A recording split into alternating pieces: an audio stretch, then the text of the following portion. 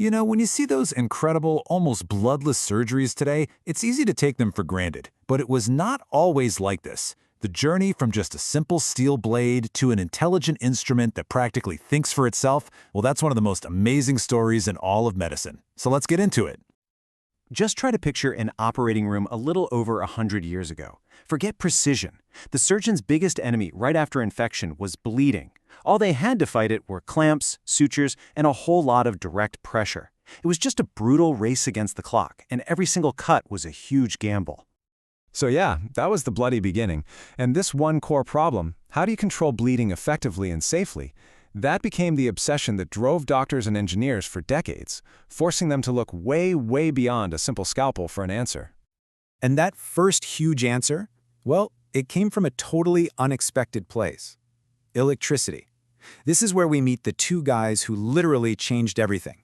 An engineer named William Boovey and the absolute legend of neurosurgery, Harvey Cushing. What they created was a complete game changer. I mean, surgeons even called it the knife of light. For the very first time, you could cut through tissue and seal off the blood vessels in the exact same motion. This wasn't just some new tool, it was a totally new way of thinking about surgery itself.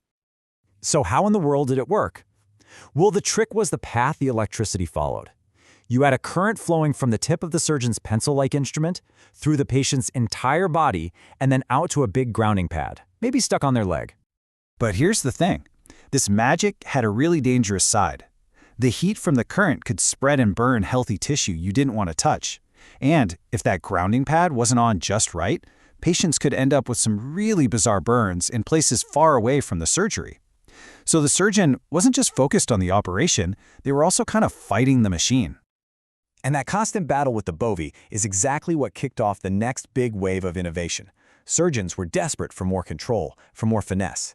They needed a tool that was less like a random bolt of lightning and more like a surgeon's pen, and that started a whole new quest for precision.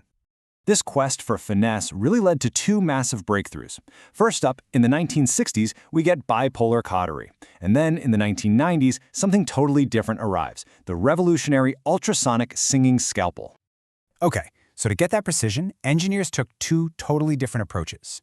The first one, bipolar cautery, basically perfected the use of electricity.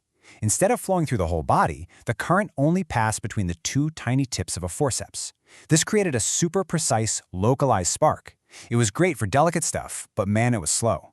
The second path, the harmonic scalpel, just ditched electricity completely and went with high-frequency vibration. 55,000 times a second. Can you imagine? The blade actually hummed, which is how it got its nickname, the singing scalpel. And here's the really important part. It wasn't burning tissue. It was vibrating so incredibly fast that it sealed tissue by denaturing proteins. This meant way less smoke, less charring, and just a whole new level of elegance in the OR. But even with these great tools, surgeons were still dreaming of more. They wanted the pinpoint precision of bipolar and the clean cut of the harmonic, but they also needed the raw power to reliably seal bigger blood vessels without having to stop and use clips. This need is what kicked off the modern era of truly intelligent surgical tools. And this number, 7 millimeters, this is the whole story. This became the new gold standard. Could you create a tool that could seal and cut a blood vessel that size with total 100% confidence using just energy? Solving that puzzle led to the next massive leap forward. And this is where the tools finally got smart. Devices like Ligashore created an actual feedback loop. The instrument would first measure the tissue's impedance, which is basically how much it resists electricity.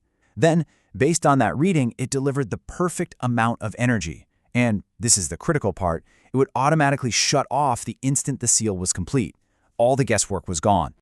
And this was a huge, huge shift. The whole relationship changed. It was no longer surgeon versus machine. It was surgeon with machine. That little beep the device made was like a trusted partner confirming, yep, we're good, that seal is secure. That was a total revolution in a surgeon's confidence. So, now that surgeons had these amazing smart sealers, what could possibly be next? Well, the answer was hybridization. Why make a surgeon choose between the ultrasonic scalpel and the advanced bipolar sealer? Why not give them both, in the same hand, at the same time? And a device like Olympus's Thunderbeat just captures this idea perfectly. Surgeons said it was like having a violin and a sword in one hand. The ultrasonic part was the violin, perfect for that delicate, precise dissection, and the advanced bipolar was the sword for powerful, reliable vessel sealing. No more wasting precious time asking for another instrument. So that brings us pretty much up to today. And believe me, the pace of innovation has not slowed down one bit. If anything, the Symphony is just getting more complex, more powerful, and a whole lot smarter.